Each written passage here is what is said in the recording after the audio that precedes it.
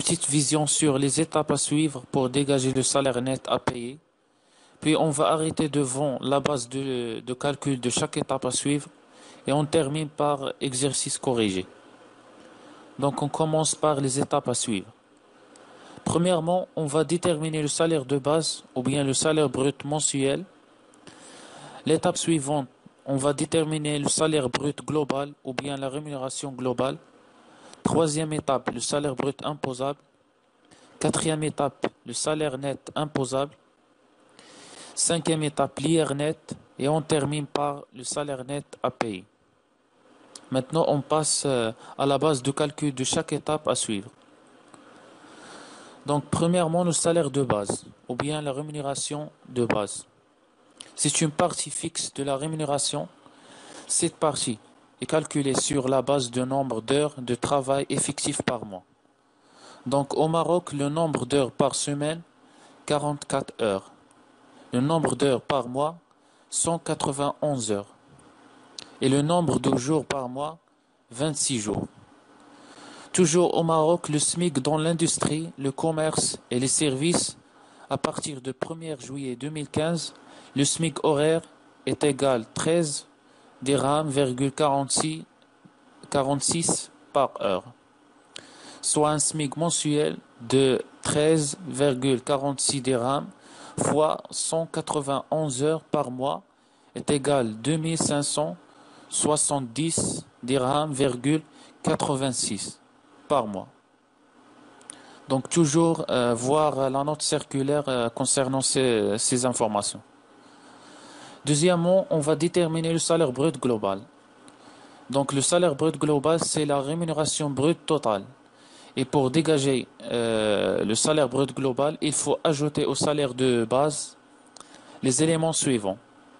Donc salaire brut global est égal salaire de base plus les primes, par exemple prime d'ancienneté, prime d'assiduité, prime de rendement, etc. Plus les heures supplémentaires, plus les indemnités, plus les avantages en nature, par exemple le logement, le téléphone, nourriture, etc. ou en argent. Ce qui concerne les heures supplémentaires, sont évaluées sur une période de référence qui est la semaine, en appliquant la règle suivante. Pour les jours travaillés habituels au Maroc, les heures supplémentaires effectuées entre 6 heures du matin et 21 heures du soir, en appliquant une majoration de 25% de salaire horaire de base. Et pour les heures supplémentaires effectuées entre 21 heures et 6 heures du matin, en appliquant une majoration de 50% de salaire horaire de base. Et pour les jours de repos ou bien les dimanches et jours fériés, les heures supplémentaires effectuées entre 6 heures du matin et 21 heures, en appliquant une majoration de 50% de salaire horaire de base. Et pour les heures supplémentaires effectuées entre 21 heures et 6 heures du matin, en appliquant une majoration totale de 100% de salaire horaire de base. Les primes d'ancienneté au Maroc sont évaluées comme suit. 5% de salaire payé après 2 ans de travail. Salaire payé, c'est-à-dire le salaire de base. 10% de salaire payé après 5 ans de travail. 15% après 12 ans de travail. 20% après 20 ans de travail et 25% après 25 ans de travail. La troisième étape, la détermination de salaire brut imposable. Donc le salaire brut imposable est obtenu en éliminant du salaire brut global les éléments exonérés. Il s'agit essentiellement des allocations familiales, 200 dirhams chacun pour les trois premiers enfants et 36 dirhams chacun pour les 3 suivants. Sachant que les allocations familiales n'affichent pas au bulletin de paie, donc est retenu directement dans les cotisations CNSS. Il y a aussi les remboursements de frais engagés par le salarié dans le cadre de l'exercice de ses fonctions. Par exemple, les indemnités et les frais de déplacement justifiés. Donc salaire brut imposable est égal à salaire brut global moins exonération. La quatrième étape, le salaire net imposable. Donc le salaire net imposable s'obtient en déduisant du salaire brut imposable certaines déductions de charges engagées par le salarié. Parmi ces déductions, nous pouvons citer les frais professionnels sont évalués forfaitairement à 20% du salaire brut imposable, bien sûr non compris les avantages en nature ou en argent, et ce dans le limite de 200-700 dirhams par mois. Donc il y a une limite de 200-700 dirhams par mois. Il y a aussi les cotisations à la CNSS par salarié de 3,96% de salaire brut imposable. Les cotisations de retraite constituées auprès d'organismes marocains, par exemple la CIMER, 6%, le taux de 6%, et autres cotisations à une assurance de retraite complémentaire. Et enfin, le remboursement des emprunts, seulement les intérêts, contractés en vue de l'acquisition ou la construction de logements économiques. Donc, le salaire net imposable est égal au salaire brut imposable moins les déductions. Cinquième étape, l'IR brut. Donc, l'IR brut est égal au salaire net imposable fois le taux correspond aux tranches de salaire net imposable mensuel, moins la somme à déduire. Donc maintenant on passe à l'IR net. Donc pour obtenir l'IR net, on retranche de l'IR brut les déductions au titre des charges familiales.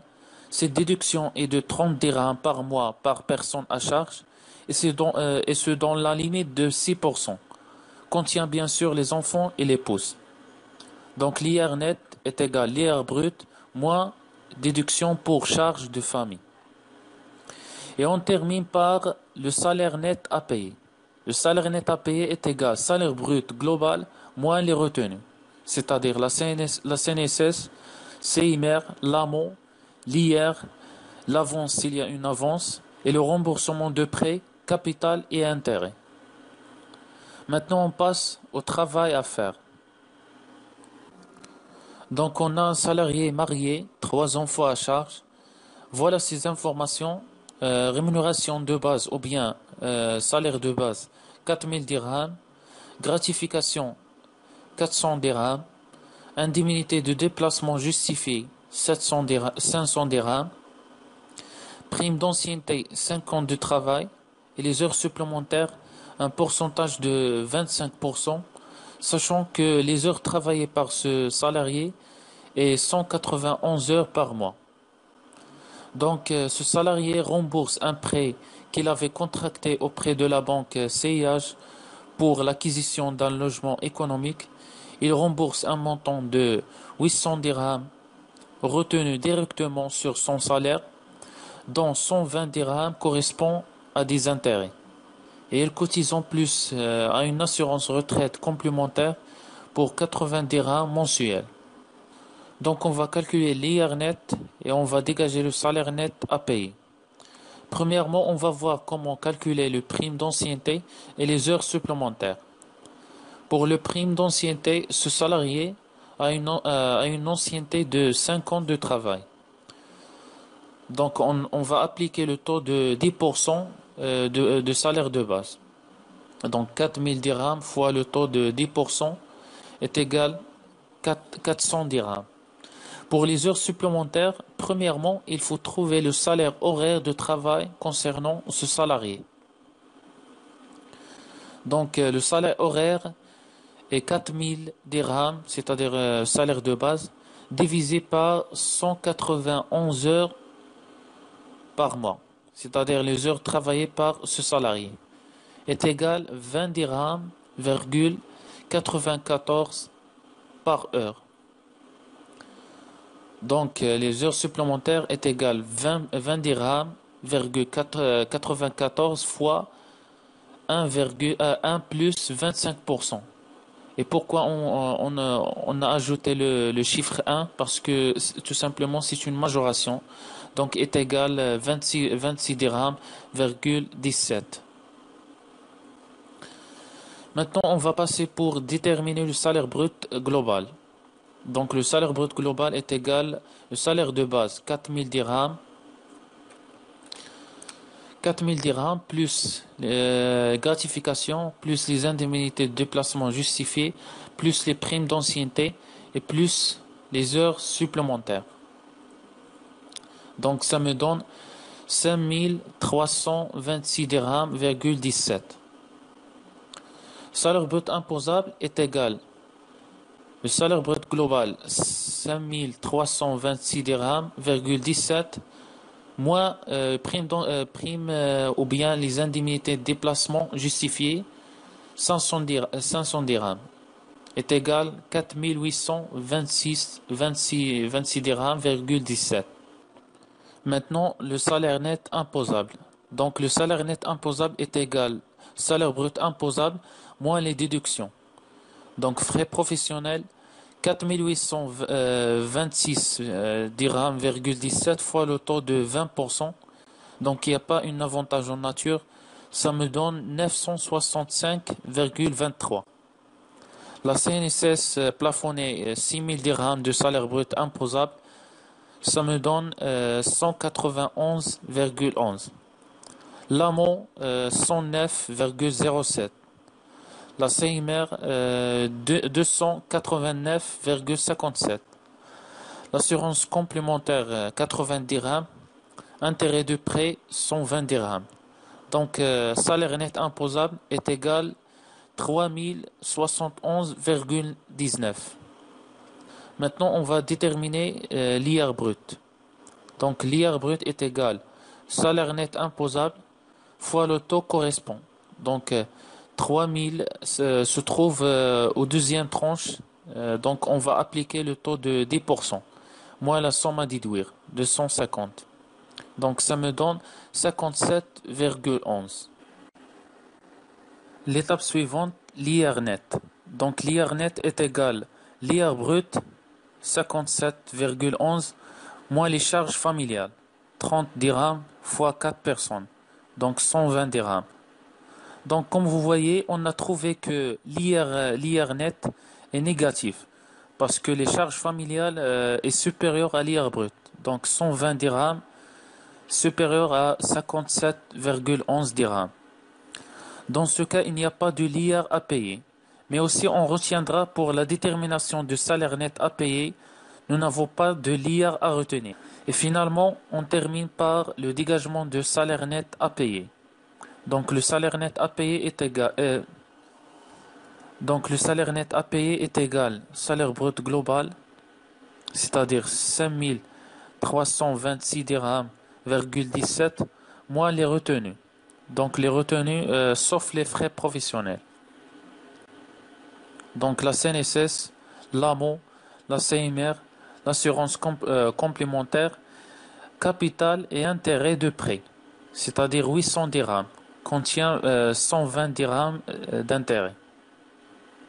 Ça me donne 3571,19. Donc voilà le salaire net à payer.